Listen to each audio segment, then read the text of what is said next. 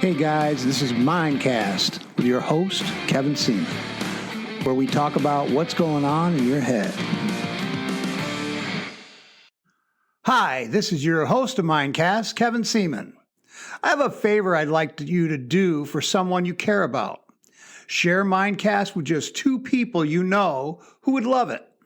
That little gesture of the power of 2 will grow both the audience and the value for others. Our subject today on Mindcast, sometimes you win and sometimes you win.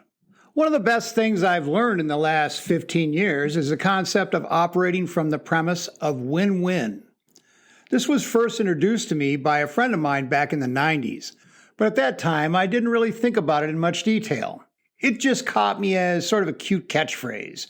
Yeah, that's a win-win. Or yeah, man, it's a win-win, when both parties struck a mutually satisfying agreement.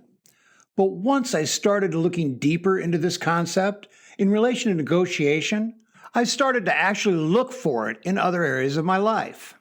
When I read The 7 Habits of Highly Effective People for the 5th time, it hit me like a ton of bricks. I began to realize that if I wanted to have a successful and sustainable business relationship with anyone, it would need to target the win-win as a necessary and essential outcome of any deal. I think the reason I was resistant to this concept initially is because of my nature to be very win-lose oriented in competition. I'm by nature very competitive, and in sports you must be to be successful. Because of this, I didn't feel compelled to truly understand the brilliance of the win-win mentality in regard to most other things not sports related. Now I do. So let's break this down. If we run the gambit of variables, there are several possibilities to any outcome when striking an agreement. The first one is lose-win. This is when you lose and someone else wins.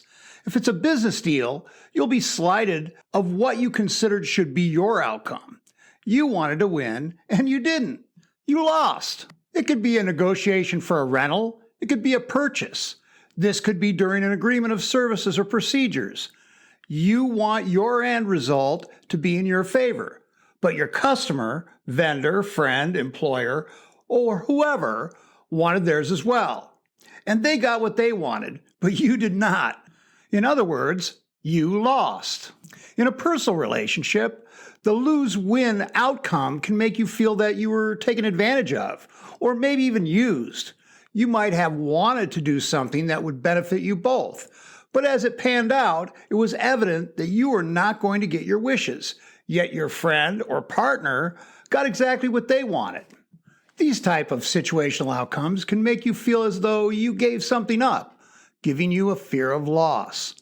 As an example, let's say you worked all day and your partner isn't currently working. And when you came home, nothing was done around the house. So you had to work more when you came home. They did not hold up their end of the partnership. Now, that's not a big deal if it happens once or twice, but a different story if it's a daily routine, and you would feel slighted. Now, let me point out that this is in itself not always a negative thing, not resented or even regretted. Sometimes it feels great to have your partner get what they want, and you love them, so you have no remorse for the final outcome.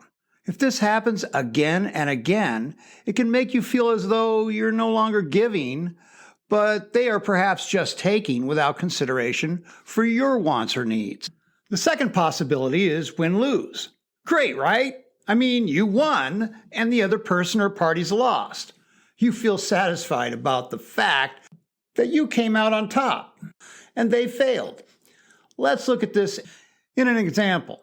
If you sell me something, say a car, and you get more for that car than expected because maybe you knew something about that car that I do not, but you dug your heels in and refused to go lower than the inflated price you offer to sell it for. Now, I know I can walk away in this instance.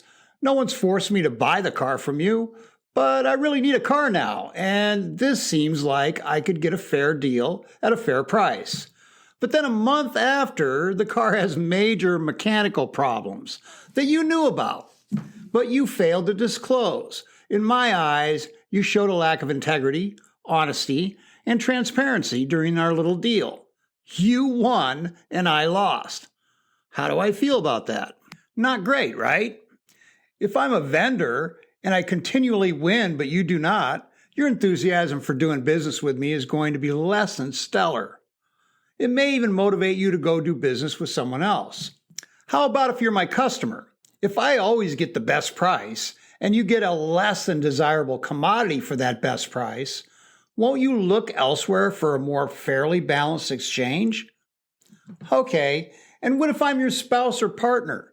How will I feel when it's all about you getting what you desire, but not fulfilling my needs or desires? Also, not really great, right? Now hear me out. It goes way deeper. The next area is lose-lose. In this scenario, both parties lose. Maybe we never come to an agreeable outcome that satisfies both of us. We tried to negotiate, but it just wasn't amiable, or neither of us wanted to budge on our stance. So we both walked away. We both gained nothing. We both lost. Or we both negotiated our way into a bad deal, and in the end, neither of us got what we really wanted. So it was a double negative. We both walked away dissatisfied with the end result that neither of us is happy. Next is the win-win. In effect, we both win. This could occur when we negotiate a deal or you sell me a product or service and we both got what we wanted. It was a fair exchange. This was the best outcome. But it can go one step further. Now you're probably thinking, how is that possible? How can we both exceed our end result of both winning? Here's how.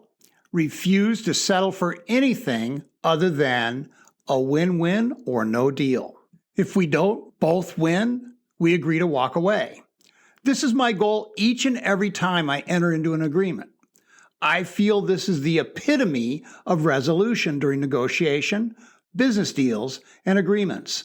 I also try diligently to have this be the ultimate outcome when it comes to my personal relationships. If I feel either one of us is not getting the outcome we deserve, then we should look deeper into making that our goal.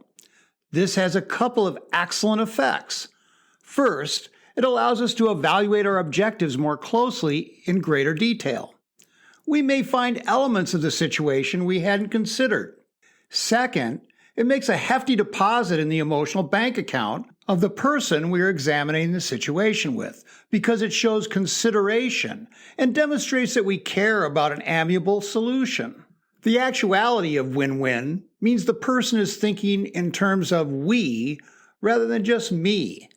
It also shows consideration as well as mutual benefit and mutual respect for the other person. When you think of things in terms of win-win, you show that you operate from a perspective of abundance rather than thinking in terms of scarcity, like with the win-lose mentality. With the abundance outlook, you show the belief that there is plenty for all, and that by you sharing the whole evenly, you show an act of generosity. You demonstrate that by operating from a win-win position, it will not diminish the abundance for both of us. People who see things from a mindset of scarcity feel that they will miss out because there's only so much of the pie. They see things from a zero-sum perspective, whereas people that see things from an abundance perspective feel that the entire world is the pie and that there's enough for all of us to share. The win-win mentality means to care about the successes of others and support their wins as well as your own. You love to see other people succeed and thrive. You congratulate other people's life accomplishments, and you sincerely feel happy when other people win. When seeking resolution during conflict, you look to find a solution that benefits everyone involved. By operating from a win-win paradigm, you will see life as a cooperative arena rather than a competitive one, seeking to find a mutual benefit as a solution and an end result. A win-win mentality develops an interdependent relationship, whereas a win-lose approach operates from a position of sole independence. It's an example of we can both work together to gain a mutual benefit versus either I get my way or not at all. I used to think that I either had to be tough or I had to be compassionate. I operated from an either-or perspective. By seeking to find the win-win element, you must possess both. You have to have confidence and consideration, empathy and bravery, and a balance of valor and kindness. Some of the toughest people I know are kind and not afraid to show compassion and empathy. That has been my mindset ever since I began practicing this approach. Often, in order to come to a win-win outcome, both people must seek to understand where the other person's head is at. You must try to see their side as well as your own. It also requires you to communicate effectively, honestly, and with integrity. It requires a level of transparency without fear. I have a very good friend of mine that I train with. One day, some time ago, when we were talking, I broached the concept of operating from a win-win or no-deal perspective. Dan looked at me and said, I like that. Win-win or no deal. I went on to explain how this could benefit him in his business. Dan has owned and operated his business, Syracuse Mattress, as a sole proprietor for a couple of decades. Dan prides himself on selling high-quality beds at discount prices. I have 3 of his beds in my home, and they are so great. As he pointed out to me, most people scrimp on the quality of bed they sleep on. It doesn't make any sense, considering you spend almost a third of your life in bed. Without good restful sleep, you actually shortchange your own health and daily performance. He also told me, no matter how great a deal people get, some still want to chip me down to make them feel like they got a better deal. And I don't make a huge profit because that's my business model. I want to give the best deal I can to get a win-win for both parties. But when you put it that way, win-win or no deal, that makes so much sense. We were talking about the win-win or no deal approach again recently, and he told me since he's been doing that and seeing things this way, in this perspective, he's been happier, and so have his customers. He smiled.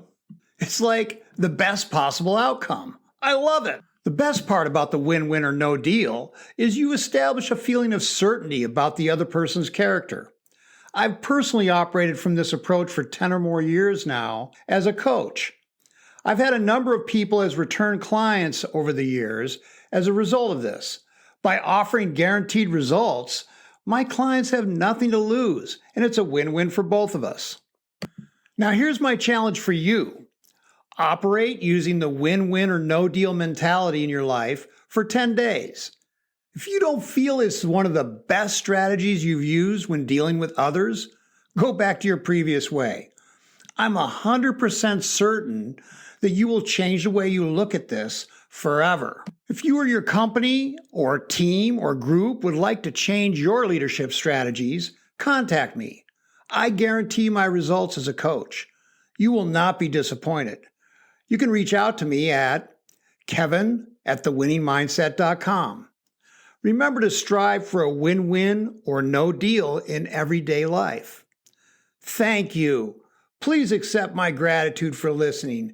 I am overwhelmed with the incredible response I receive on an almost daily basis from my Mindcast listeners all over the world.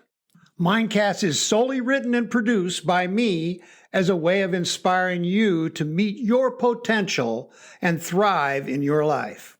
Until next time, this is Kevin Seaman, and this is Mindcast.